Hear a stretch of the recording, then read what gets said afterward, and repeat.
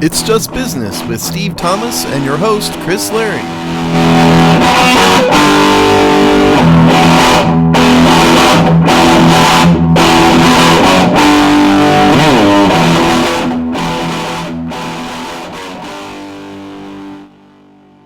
Hello and welcome to another episode of It's Just Business on the Hogstye Network, the show where we look at the dollars and the nonsense of the sports media business industrial complex.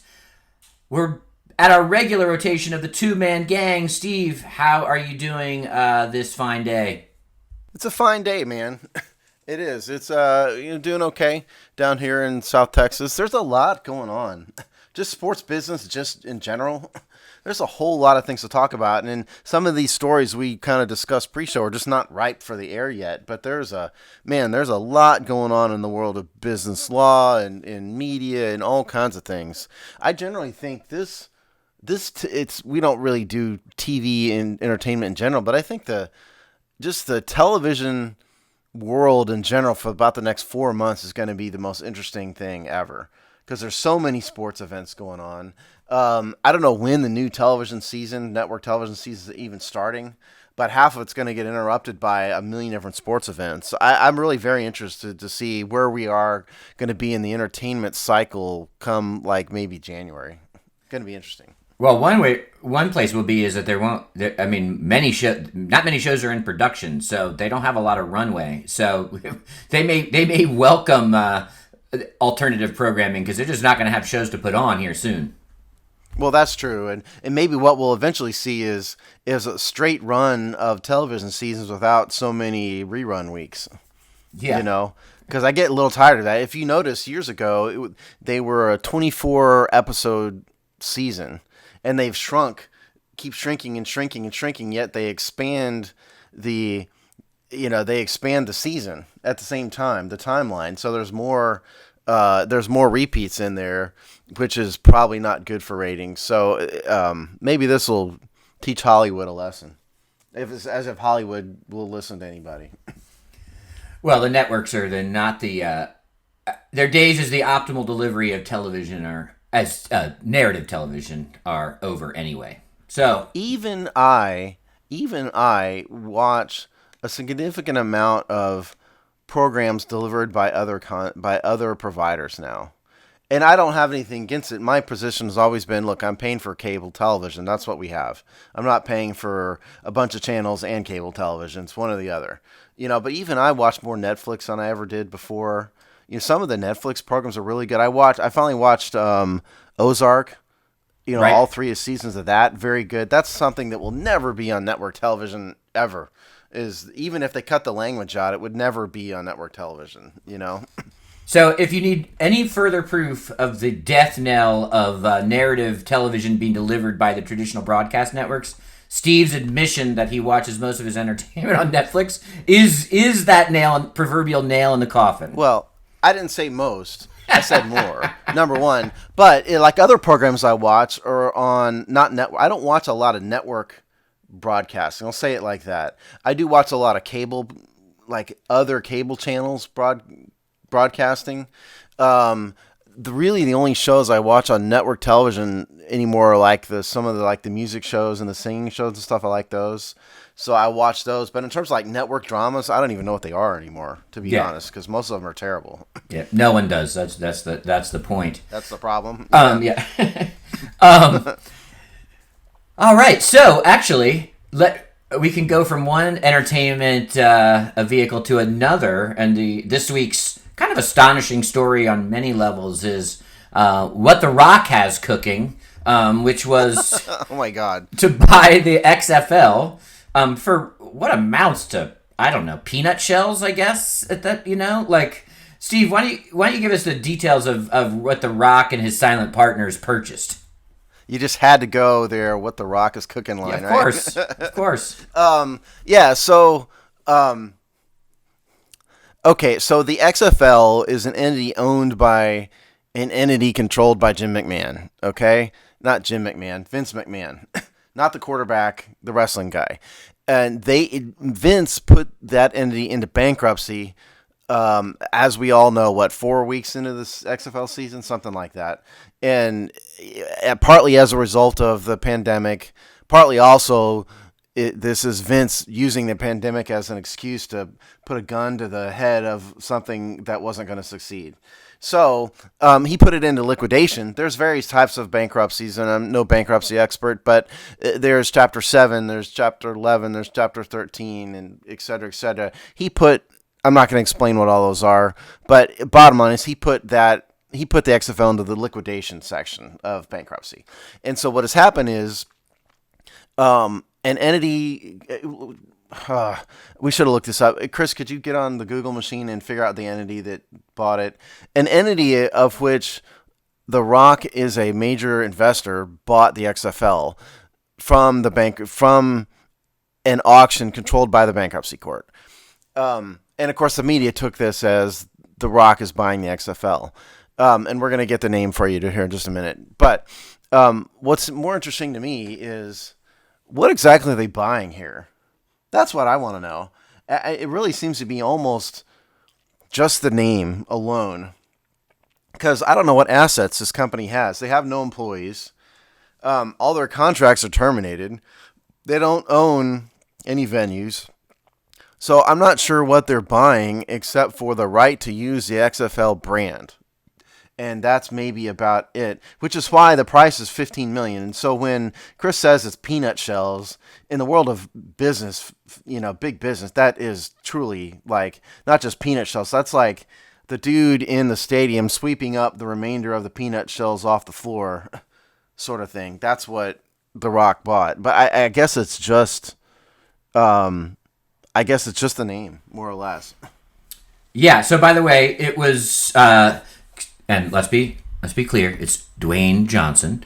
Dwayne Johnson and his investors, which include his business partner Danny Garcia, who probably is involved with all of Dwayne the Rock Johnson stuff, but more importantly, Redbird Capital Partners. So that was was what I was talking about. Yeah, Redbird Capital. That was it. So. What we don't know is who spent how much money, but the bottom line is it looks like together they spent $15 million. Interestingly enough, what was carved out of it, expressly carved out of the sale by the bankruptcy court in response to, I believe, the trustees' complaint, were the rights to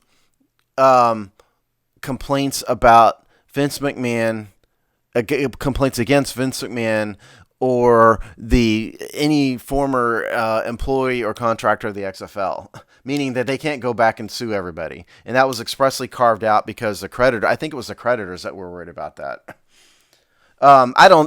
It's fun to say, hey, The Rock owns the league and all that, and we're going to have real life ballers, episode about to happen. But the bottom line is, history shows that alternative football leagues don't work, and the same thing's going to happen to the Rock-led XFL as has happened to every other league. That's probably my thought. I would disagree with none of that. A little interesting sidebar, it's not my point, but is that, the Vince McMahon, Dwayne Johnson relationship is not, has been rocky over time, although it is one that Dwayne Johnson has returned to. So it's not like it was divorce and then never see each other again. So that's an interesting sidebar about what happened here, or what the back of the room negotiations, or what handshake deals between the two of them, if there were any, if this was maybe they're off again and this was an enact revenge. Who knows? But that's an interesting side plot. But what my guess is, and why we won't actually ever see an alternative football league as the ones that have tried and failed, historically and in the last 5 years, we'll never see that out of this. I agree that this is purely a branding buy, and probably a steal at that point. What I imagine probably will happen is that Johnson and Garcia and Redbird Capital, whatever, will build an entertainment brand, a football entertainment brand around this. Now, that could be esports league. That could be something like what's the big three? What's the NBA? What's the basketball one with Ice Cube? The big three. Big three, right? It is the big three. Yeah. Do we see some kind of like hot skills competition type of thing on this brand that's football-esque? Is it one-on-ones? Is it like running routes? Like, there could be all kinds of football entertainment packaging that the brand, something called the XFL, which, while it has not been successful, has been in the public consciousness for 20 plus years. And then you put The Rock and his association with Vince McMahon and the entity that started the XFL. I would guess that they are going to build something that's an entertainment package with the brand that is football, but isn't being played as football. That is my guess about what they might do. That, ladies and gentlemen, is called out of the box thinking, and I think that would have a far bigger chance of success than would, let's just put on yet another spring football league, that's not going to work and hasn't worked, and since the '60s in the AFL. The Rock could obviously promote such a league to a much greater extent, for free than could anybody else, including Vince McMahon, because every interview he does, he could talk it up. But for whatever reason, alternative football leagues just don't work, and part of it is that there's just not the talent base there, and you can't attract NFL stars to your league unless you pay them like NFL stars, and that can't happen unless people are watching, and it's kind of a vicious cycle. Whereas the big three, the model there is, let's take retired guys who are a little bit older for the most part and throw them back on the court and then adapt the game to match in recognition of their limited their age and their limits because of injuries. It's a half court game. It's hard to do that in football. If you're going to have tackle football, you're going to have guys get hurt, and these guys are beat up and broken down anyway. So thinking outside of the box like that, I love it. Let's do, like what was the thing on ABC, 30 years ago? Punt, pass, and kick. Yeah. Not that thing, but what I'm talking about. It's the quarterback challenge or whatever it was. You could do stuff like that on the XFL brand. That's exactly right. That's far more interesting to me, quite honestly, than let's just put on another minor league football thing. And, you're going to have your Alex Zeeses of the world who care about it. But that's nothing against Alex. He loves that kind of thing. And there's a handful of people like that. But for the most part, it's going to be a novelty for a few weeks because The Rock's involved and he's going to get out there going. The XFL is cooking or whatever. And then people are going to get tired of it because at the end of the day, you're talking about failed NFL players putting on mediocre football. That's what it's going to be. And so I think they'll have to do something like that in order to survive. But the $15 million purchase price is a recognition of if this is just a shot in the dark, and if it works, great. If it doesn't, so what? Because in their world, that's peanuts. Yeah, the price. I found the price tag eye popping for in a negative way. I was just like, this is how much this is devalued, which may actually make it a value depending on what you do with it. It's not dissimilar to people that sit on domain names or other ways in which that like this potentially could be it's an asset. It's not. They didn't buy the league. They bought the branding asset. And one thing we can say about The Rock is he's not dumb.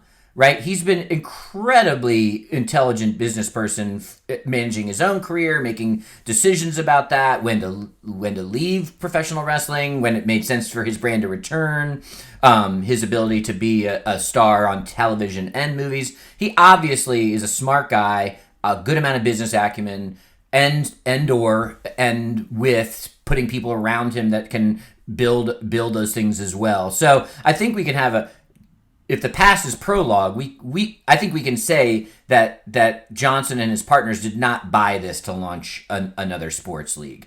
The only caveat I'd say is that, and this is if you're just going to buy something and sit on it and see what happens, who the heck knows what happens with big-time college football over these next couple years? And so, the idea of some way in which you need a halfway house between high school kids and pro football might emerge, and then maybe they just bought it at that price, especially, and you just put it on the shelf and, see when you can either build something with it or that someone else wants to buy the brand for quadruple what you paid for it. If the NFL weren't run by a bunch of cheapskates, they would do that anyway. Right. Exactly. But they just don't want to spend the money. Why would they when they have college football doing it for free, for them, which is the God's honest truth. At least the NBA has got their G League, and they adapted their G League contracts to give players an option. The NFL wants no part of that because they'd have to spend money, it's a simple fact of it. So that's not a bad thought. And if anybody could get out there and cajole the NFL into some sort of minor league type partnership, maybe it's The Rock. He could put a lot of public pressure on anybody to do something. Maybe he could get enough, chutzpah going. That's the wrong word, but maybe he could get enough going publicly to kind of force the NFL to do it. Because I mean, like I said in the beginning, they're buying no assets at all. There are no assets. There's zero. There's no contract income. There's no product income. There's no merchandise being sold. There's zero. And so they're literally just buying the rights to the name. And there's enough partners here that The Rock probably kicked in a couple $1,000,000, which to him is nothing.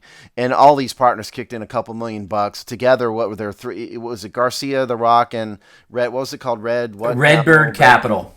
Yeah, so Redbird Capital threw in a few million, $5 million each. To them is just chump change.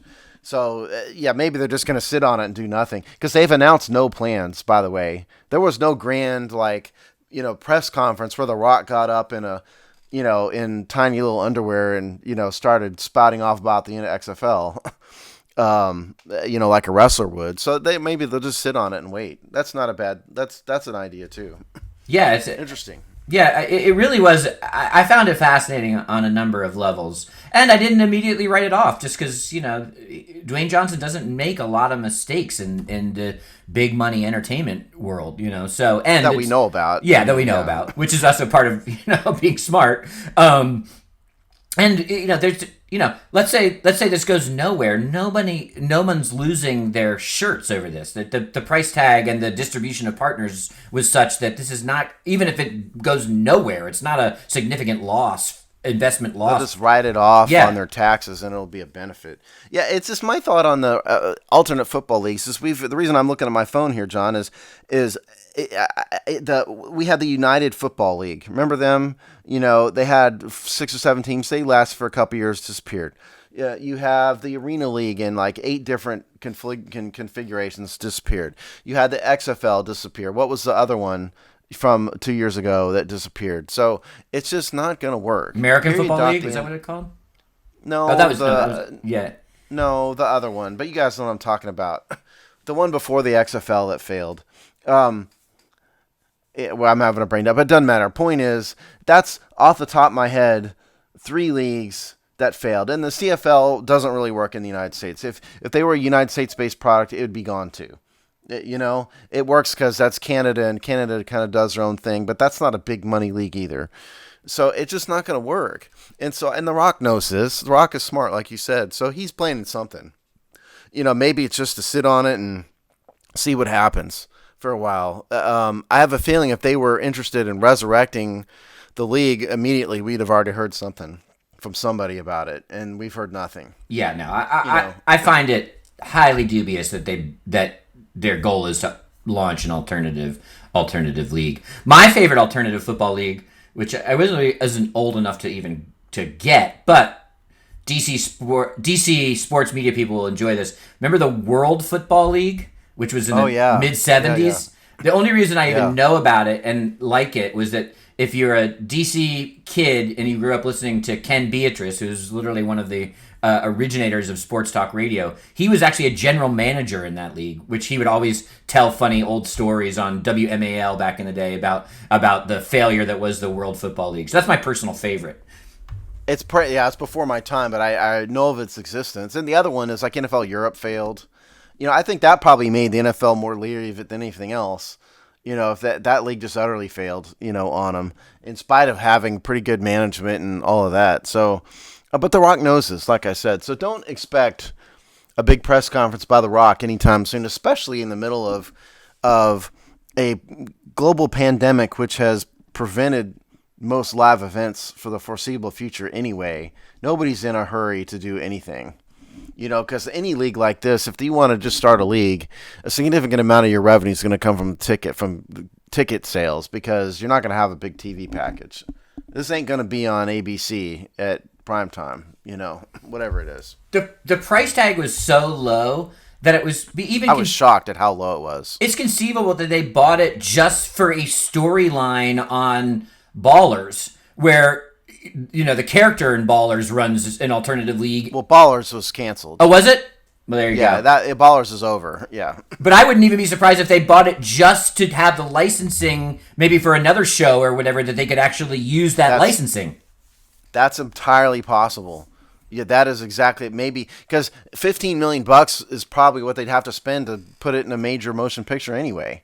Yeah, and instead, let's just buy the entire league and do what we want with no preconditions at all. Yeah. That's a good thought. All right. Well, we've given if Dwayne The Rock Johnson is thinking about launching yet another bad minor league football league, we've given him 4 to 5 alternative ideas he could do with his penny investment, his penny stock. Tell what we're gonna do, Chris. We're gonna get Dwayne The Rock Johnson on this show as a guest next time to talk about it. Right. Dwayne, if you're listening, call me. Exclusive. DM us. Exclusive deal. All right, let's move on to regular professional football, and we're going to be talking probably about larger sums of money. I would guess, but the networks and the NFL have begun negotiations on their next TV deal, or at least negotiations may even be a strong word. They've begun to meet and sort of sniff each other's rear ends around where the parameters are. A fascinating time as a backdrop for this discussion, because you could make a case that both sides' leverage isn't what it was even 6 months ago. I mean, you could debate who lost more leverage. I'd say it's probably equal. But it really, what does television look like? Are sports possible? How much money is even available? All these questions are really, going to be drivers into this conversation, which is going to look a lot different than we thought it was probably. Although it'd still be billions of dollars. Yeah. So just to review, because I had to write this out myself, here's what the NFL packages are now. Fox has the Sunday afternoon package, focus on NFC. This is right now. NBC has Sunday night. CBS has Sunday afternoon, primarily focused on AFC. Monday Night Football is ESPN. Thursday Night Football is NFL Network and Fox. And so we're renegotiating all this stuff. And by the way, that's why the league was so intent on getting the CBA ironed out ahead of time, is because they knew this was coming up. And the last thing they wanted, this is before anybody knew that a virus was going to end the world. But the last thing they want to do is have a CBS strike in the middle of negotiating new TV packages. So, so what it looks like right now, and by the way, the source we have for this is from Touchdown Wire, which is USA Today, and it's a report. It's an article titled "Report: NFL Discussed Future TV Rights with Broadcast Partners" from Barry Werner, dated August 2nd. And so what we have here is that everybody's sort of happy with the status quo except ESPN. ESPN is unhappy because ESPN believes that they're getting sort of the short end of the stick with the cable only package, which hurts the matchups, which hurts their ratings. I don't personally totally understand that. When we did our pre-show prep, I had to ask Chris if I'm reading this right, because it makes no sense to me. It still doesn't make a lot of sense to me. But that's kind of where we are. And so what we can maybe see switch is the Thursday night package, which Thursday night to me is the throwaway day of the night of the NFL. I kind of like the way it is now. I don't know what ESPN wants. ESPN is a cable package. So I don't know what they think they're going to get in terms of matchups. They are cable, so their audience is going to be limited by default. And that's just, and the cable subscribers are going down every day. So there's just less eyeballs that are going to be able to watch it. So I don't totally understand ESPN's position here. Do you? Not really. And I understand it from that level. Like, oh yeah, all the cables going down. It was, always less attractive. But what I don't understand about it is that Disney controls all. They could easily say, okay, you know what? We're gonna move Monday Night Football back to ABC. Like, there's no barriers for them making those decisions. They could say, oh, so that's. I mean, there must be something, but it's unclear to me why, if they felt that way, they just say, okay, they can still use all of ESPN's production, ESPN's people. It's all the same freaking company. So if they think that way, they just say, hey, guess what? We're gonna move the Monday Night Football property back to ABC on Monday nights. And they could negotiate the right to do that in their contract with the NFL, and the NFL would probably go great. Yeah, because We'd they rather pay have more. it on ABC anyway. Yeah, and they pay more. And they'd rather have it be more eyeballs on the product. So yeah, and listen, Disney is, if for those of you who don't aware, Disney is undergoing like major They're financial hemorrhaging disaster money, right now. So it is. Yeah, their parks are closed. They they ruined the value of the Star Wars property. All sorts of things are going on. So Disney is just hemorrhaging billions of dollars. They need anything to prop this company up. So that makes far more sense to me. It really does, and they do that for the playoffs. The playoffs, and then the college football national championship game. They just moved the whole ESPN production set to ABC. For some of those games, the bowl games and stuff. They could easily do that. The NFL would love it. Ratings would be better. Like we've talked about off the air, Chris. Networks desperately need product right now. They're not going to have a full regular TV season starting in September as it is. So I think they would probably beg for the NFL to be on Sunday nights or Monday nights or Thursday nights or whatever night you want. So I guess ESPN has put itself in a pickle anyway because they've spent so much money on rights to all kinds of things. We went over this, a year ago, 2 years ago? Yeah. The contracts that ESPN has, broadcast rights contracts they signed, are just absurd. Truly absurd how much money they spend on all kinds of things. And they've, this is not the focus of the story, but they've lost subscribers. They've irritated a lot of people with the overly political commentary, which has its place and fine, but it's irritated half their audience as it is. Not as many people are watching cable. I find it a little bit disingenuous for the Clay Travises of the world to say ESPN's losing subscribers by the day, because they're really not. It's cable TV that's losing subscribers. It's not really ESPN directly. But the fact of the matter is less eyeballs are watching it than ever before. So I don't know why ESPN thinks the NFL will just hand over their prime matchups to them because they're ESPN. Yeah, and I think I made it at the time, a long game argument for the live contracts, but it's got to survive the short term, which has become more dicey. So, that's the gamble of any long-term investment, right? So, I think at some point, honestly, Disney is going to have to. Is ESPN now? ESPN's been a powerful brand for a long time, but at what point does that not matter? And does Disney just say, we're going to do what Fox has done, we're going to do what NBC has done, and just create a sports brand that's got our main brand at the title, and we have all the capability, we have all these contracts, so all those assets are in place, and do something where, when something is worthy of prime time, like, we'll put it on prime time. When something is, we just throw it over into our other outlets, which is cable and probably more streaming, and just decide where and how to place these products like Fox and NBC does. The Stanley Cup playoffs are on NBC proper. The majority of the NHL playoffs are on, CNBC and NBC Sports and wherever they need to place them. It's confusing to me why Disney hasn't done something like that. You could even keep, if it's valuable or not, they can keep some of the ESPN brand. They obviously keep all of the production and talent capabilities. I don't understand why they haven't moved there anyway. You talking about like having Disney Sports? Yeah. A channel or something. It would make sense because ESPN has damaged this brand for a wide variety of reasons. They've also had massive sexual harassment problems in the building that they're lucky it didn't happen like recently instead of a couple years ago, because they've had people end their careers over like exposing themselves to women in the office and stuff like that before the Me Too movement. They really could have been in trouble in that regard as well. But I think ESPN is at the point where they don't really have enough product to have a full-time network that gets any ratings.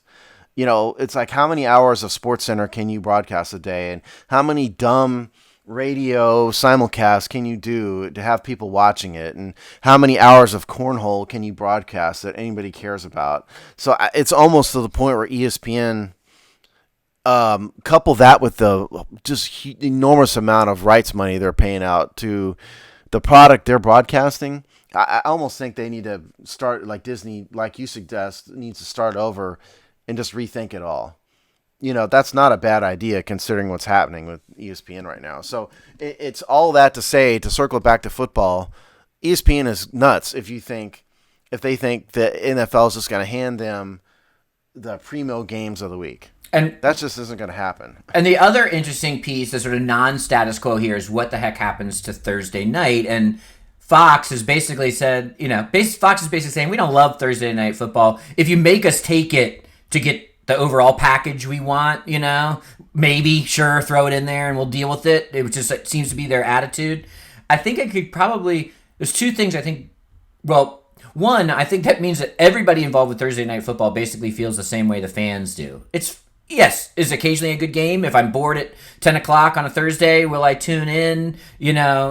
Yes, it's still football, right? But it doesn't. It seems to be the weakest part of their schedule, and I think a lot of people are like, do we really need this? But I think the NFL will continue to think they really need that, which means they'll do a couple things. They'll either make Fox take it as a condition of their overall package. Maybe they throw it to ESPN and say, maybe it kind of makes ESPN or whatever Disney's package a little bit more robust. But what I think this really does is, and these are people that do have the money and do want in, is it opens the door huge for the Amazons and the Apples of the world. Amazon's already played footsie with Thursday night on a couple co-simulcast deals and whatnot. But those companies are not losing money right now. In fact, we see in that Congress deposition that they're going through the roof. I mean, they're pandemic proof at this point. And I think because if everyone sees this as the sort of weak animal of the herd, this is the opportunity for one of the big streamers to come in and grab that property. And I think that's probably what will happen. Yeah, that's a good point, because Amazon is like, Scrooge McDuck diving into a big, pile of gold coins right now. They could easily do that. And Jeff Bezos is about the most forward-thinking dude in the world, in big business at least. So I could definitely see that. And I think the proof that Fox doesn't really care about Thursday Night Football is the fact that they have agreed to allow the NFL Network to simulcast it. Yeah. If it was important enough to them, they would never have agreed to that. So, yeah. And personally, if I were advising the NFL, I would tell them to just remember that sometimes too much of a good thing is a bad thing. You want to keep people wanting more. You don't want to put so much product out there that people get tired of it. Hollywood does this all the time. How many extra movie sequels for products have we seen that shouldn't have ever been made? They made a fourth Indiana Jones movie, 10 years ago, where they had Indiana Jones surviving a nuclear blast in a refrigerator. Nobody needed to see that, and nobody needed to make that show. Hollywood is terrible at that.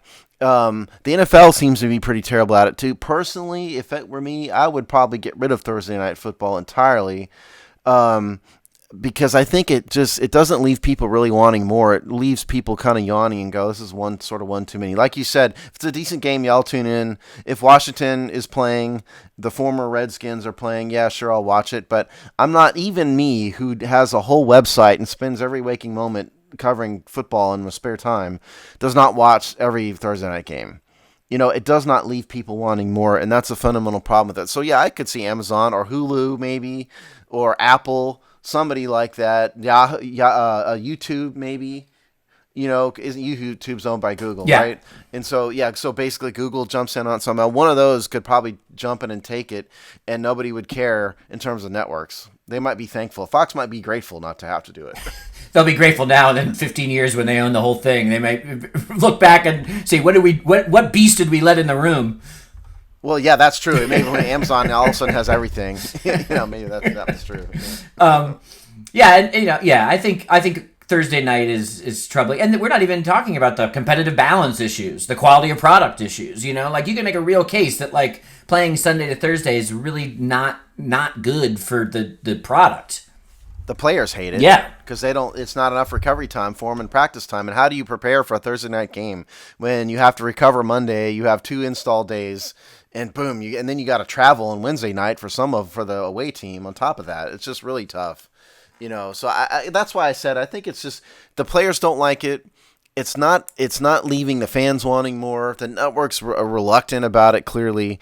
And you raise a good point about letting the beast in the room or whatever. With Amazon, you let them get a toe in the door here. Yeah, maybe the next contract they're buying everything, yeah. And the networks are shut. We don't even know what the networks are going to look like in 10 years, much less, who's going to have what sports property. So yeah, that's a good point. Fox probably wants to jealously guard its turf more than anything. The smart move would be ditch Thursday Night Football and let ESPN or whatever entity, Disney, let's just say, Disney run double headers on Monday night, which they do in the opening weekend, and I actually find super enjoyable. Do double headers on Monday night, and then you can build out like a kind of a more robust Monday night package. Well, you'd have to move the time back. Yeah, start 7:30. I think is when they do it. Basically, a middle of the afternoon for the West Coast, but. I don't know what to tell you. But then the West Coast, they get like a more prime time game for their game because the second game in the doubleheader is always like, L.A. versus Seattle or whatever. Yeah. Well, you could jiggy around the schedule to kind of make it work, And listen, I mean, they're smart people at the NFL. You could get the schedule makers to have the second game fit the schedule for have a local team for, I see, it would have to be West Coast team for the late game, right? So then you have the Rams or the Raiders or somebody be the host team for that game. And you could figure out how to do that for 16, 17 weeks in a row. That's not a bad idea. That's a decent idea too. Because again, that leaves people wanting more. So then you have Tuesday through Saturday for people to talk about sports and people like you and I and the Hogstye and all that to jabber about it all week long. And then you come in on Sunday, because part of the problem with all these extra week games is that the NFL used to own Sundays. They're probably never going to own it again just because of the nature of the world has changed and TV and everything. But I think the more you get away from the core, the NFL is Sunday, is bad for the Shield, ultimately, in terms of the product. If I were the NFL, I would want to own as much of Sunday as possible in the modern world. Because I think that is the brand, and that is what the NFL is. It's not Thursday night. It's never going to be Thursday night. It's never even going to be Monday night. The NFL is a Sunday property to me, and I would want to go jealously guard that, not Thursday night football, if I were them. Yeah, I totally agree. I'm not a big fan of Thursday night football in general, and maybe this closes it off. The other wild card, we have no idea how this is going to work or will it work, but the NFL may squat on Saturdays here for a year and see, so we'll also see what world changes from that too. So yeah, we'll see, but it'll be interesting. It'll certainly be interesting. I wonder if 10 years where, Apple has the NFC, Amazon has the NFC, and Hulu has the Monday night package. I mean, that's what the network should be afraid of. And the company that used to be Fox Broadcasting doesn't even exist anymore. Right. Yeah. Well, Saturday's an interesting thing because I just noticed just this morning, we're recording this on Sunday morning, I just noticed that the Mid-America Conference canceled its entire football season. And that's not a major conference, a power conference or anything, but I think the power conferences will move heaven and earth to play no matter what. Although there's rumors about the Big Ten not playing. That's starting. Yeah. So we'll see, and maybe the NFL makes a play for Saturdays.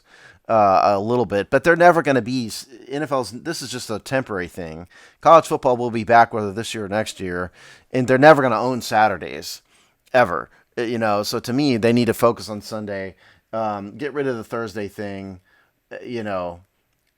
just let it go, let it die. Yeah, that's my advice. I think that would be the smart move. I don't think it will happen, and obviously Thursday night football makes enough money to keep it relevant in terms of the bottom line. I wouldn't be doing it. So the bottom line disagrees with us probably. And we wanted to update a story we talked about last week. We've talked about many times, but ESPN has decided on their Monday Night Football booth.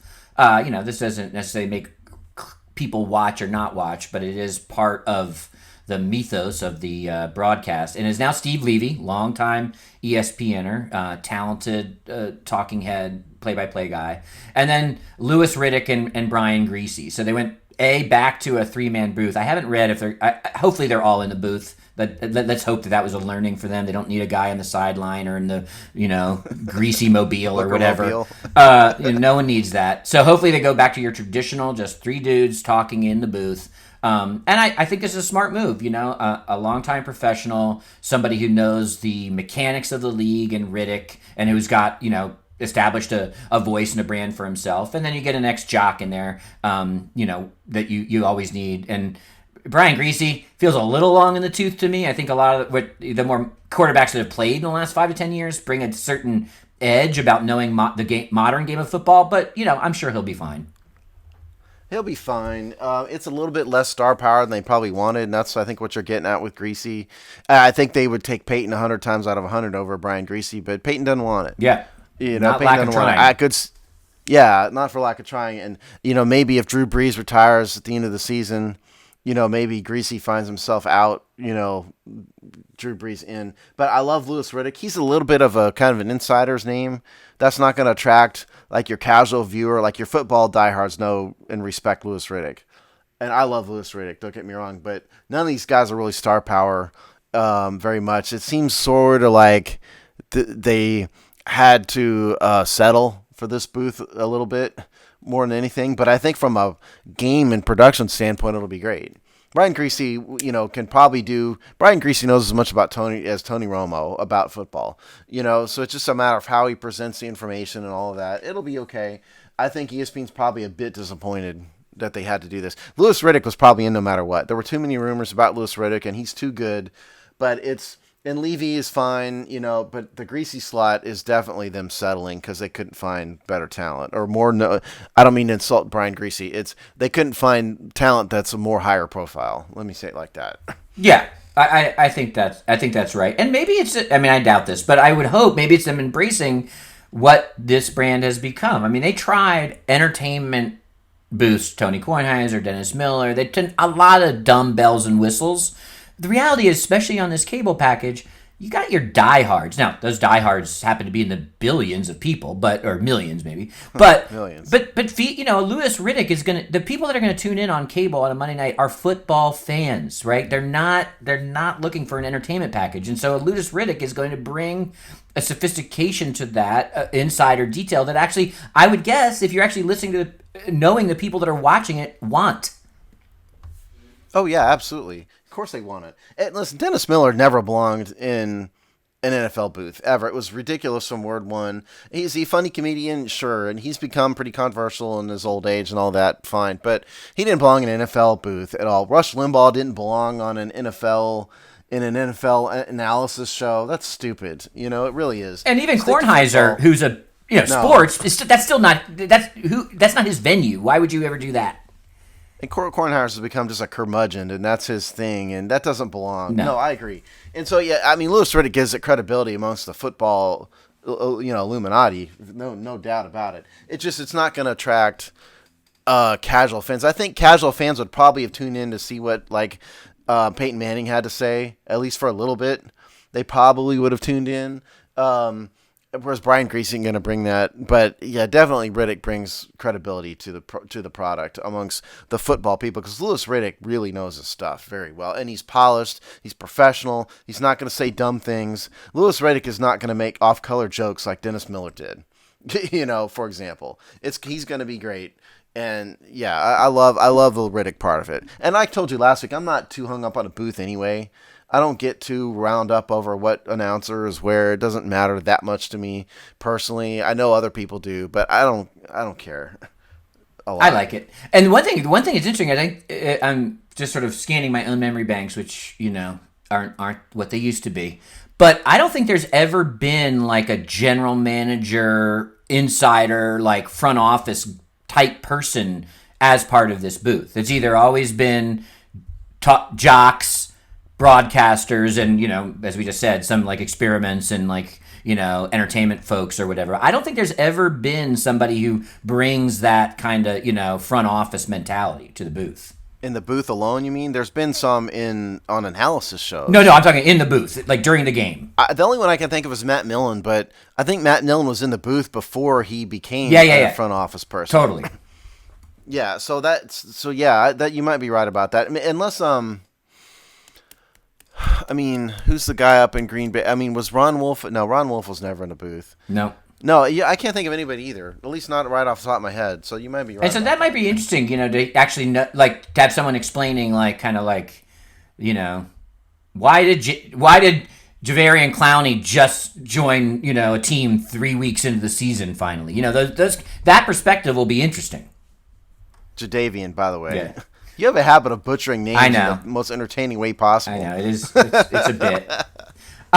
Well, for our third and final story, let's switch to the league where they do not get paid to play, and that is as college football, which is, as we just hinted at in that last conversation, is like who knows what's going to happen with that by a lot of different measures. And you just mentioned, was it Mid Atlantic? You said, what was it? Mid Atlantic Yeah, Conference. and UConn announced they're not playing. Mid America. I meant Mid America Conference. I said it. I misspoke. So that's such a giant question mark. But then we had this letter in the Players Tribune, which is a fascinating entity in and of itself. Basically, Pac-12 players pretty aggrieved that they're going to be forced to play. I know, Steve, you have strong opinions on this, so I'll let you take it. I don't really have the letter, whatever, either way. I think the big issues are kind of interesting, though. The letter isn't going to matter. I just think this letter is written by people who don't understand the big picture of this at all, in any way. What we're talking about here, first of all, there's a letter in the Players Tribune called "We Are United" that is signed by the players of the Pac-12. So anonymously, players of the Pac-12, and they've gone over a list of issues they have and demands they want in order to play the season. The big picture item here to me are a couple. Number one, they have demanded that 50% of all income. Whoa, I just screwed my screen up, Chris. They have demanded that 50% of each sport's total conference revenue be divided evenly among athletes in their respective sports. They've demanded that coaches drastically reduce their, quote, excessive pay. And they and they want some revenue to go to low income African American students. That's less of a issue. But the big picture item here is the 50% pay, split the revenue. Number one, that's blatantly illegal. It's against the law. You can't do that. Number two, what I think these players don't realize is if you want to split the income, you'd actually have student athletes paying in some of these non-revenue sports because they lose money. They don't make money, they lose money. But it's against the law. You can never do that. And if anybody thinks that, these players just don't know what they're talking about. And in terms of the coaches' salaries, look, we'd all love to have, teachers, firemen, police officers, these public servants, military people. You'd love for them to make more money because of their contributions to society. But the simple fact of the matter is salaries in particular are driven by the market. And coaches are highly valued properties, and so they make more money. Salaries aren't set by how people feel. They're driven by how much money people are willing to pay for their services. And so in that respect, it's not excessive at all. It's just what the market bears. And I'm sorry you're offended by it, but no coach in his right mind is going to do that. So the whole letter is dumb. They probably have some good intentions behind it, but it's very poorly thought out. I don't agree with everything in here. I think there are allegations that they're abusing African American athletes are kind of misguided because the other side of that is the NCAA has provided thousands and thousands of inner city low income kids with scholarships and ability to go to college that they otherwise wouldn't have had, and that's just not mentioned in here. The COVID stuff, they're demanding adequate COVID testing. Yeah, okay. Certainly we can all agree to that. What they don't agree, what I think is another part that's dumb, they want a player approved health, player approved health and safety standards. That's ridiculous. Again, schools will have liability on their hands if they did that. So it's completely misguided and dumb. There's probably good intentions behind it, but it's asinine for the most part. Your thoughts? Yes, I think it's a list of demands and issues that, probably all dissipate once they hit any kind of reality or courtroom or whatever, or, negotiation. I guess that their intention, though, was actually not that, right? The intention was PR. The intention was raise the issues. The intention was throw a bunch of stuff against the wall to make people react to. So I think as a legal policy endeavor, it's dead on arrival. But I also think they probably know that.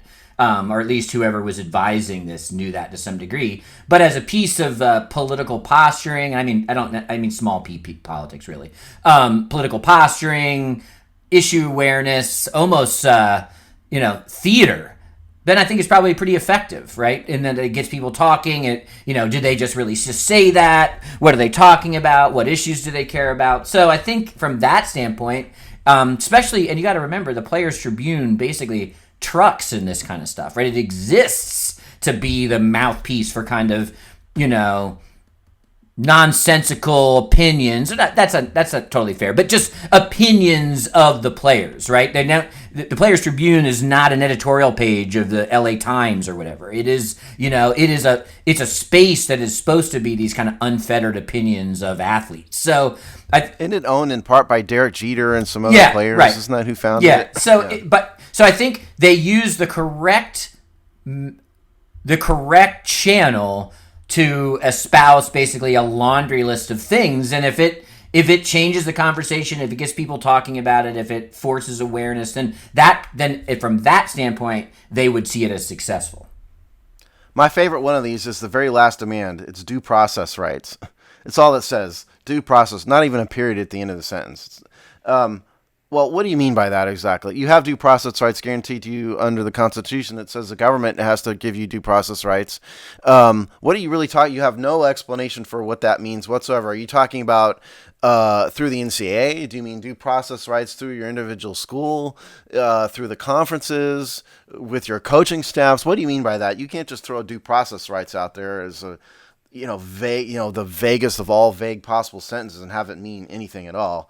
I just find it fascinating. They have, I think most people would sort of agree with the general basic construct that it's probably not totally fair for schools to make literally billions of dollars off the backs of unpaid football players. Most people can probably agree that there needs to be a fair way to do it, but the way they're presenting this is just pointless and a waste of time. Unless it advances that broad idea, which I think is its only purpose. Like, people are not going to care about the bullet points. Surely people don't. We don't know who really wrote this. I'm guessing this is probably the brainchild of a handful of players at some Pac-12 university who came up with this, but we don't know did they contact some lawyers or some business people to write this. I have no idea whatsoever. It's basically anonymous. It's basically an anonymous letter, so we don't know who did this. But anybody with a brain knows, like you said, this is dead on arrival.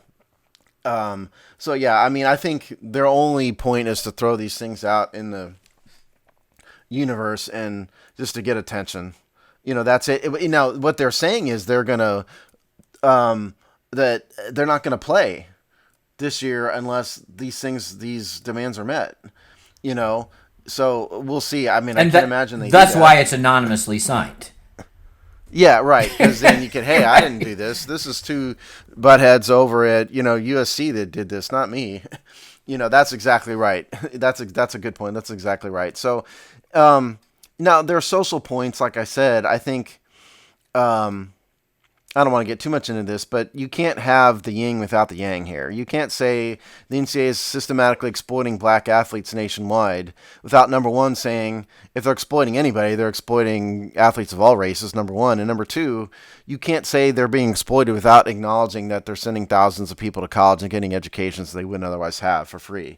So there's two sides to it, and I don't think this is just a Black Lives Matter thing, that there's legitimate discussions to be had about the police and all of that are beyond the scope of the show. But as it applies to sports, it's just not fair and accurate to throw it out there without acknowledging that it's everybody, number one. Number two, they're getting educations for free, for God's sakes. So I think that's a little tainted of an argument in this letter. Yeah, maybe not. I'm not here to necessarily argue that either way. I would say I don't want to get into all that either, Chris, but I just throw it out. I just think the motivation behind this letter, and whether it's going to be effective or not, even at my level, which is just messaging, we'll see. But I think this stuff is, and we've been talking, we've been talking about college sports and the NCAA for a long time on this show. So and it's never been weaker. Now the pandemic is helping that, but in some ways the pandemic is just exposing the rot. The rot was already there. So.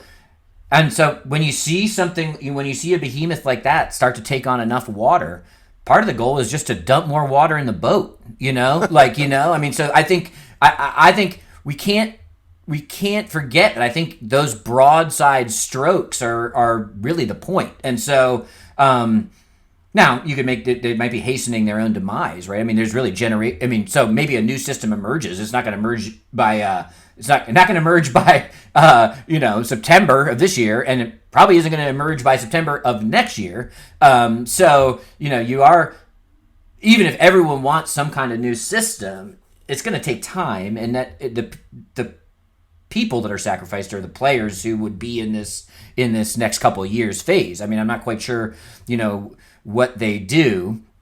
And enough of them in a conference like the Pac-12 have professional aspirations, right? So, we're not talking about, you can even say someone like a UConn opting out of the year. That sucks for UConn football, but there are not many UConn football players that make it to the NFL or even go to UConn with the idea that they're going to make it to the NFL. So, but Pac-12 is a big conference. So what happens to those players in these in-between times is fascinating, because if you're a 20-year-old left guard who could conceivably make it in the NFL, these are going to be, not just because of this letter or these issues, but for all reasons, it's going to be a tough couple of years to figure out how these players transition from wherever they are in their careers now into the NFL. I mean, that's going to be wild.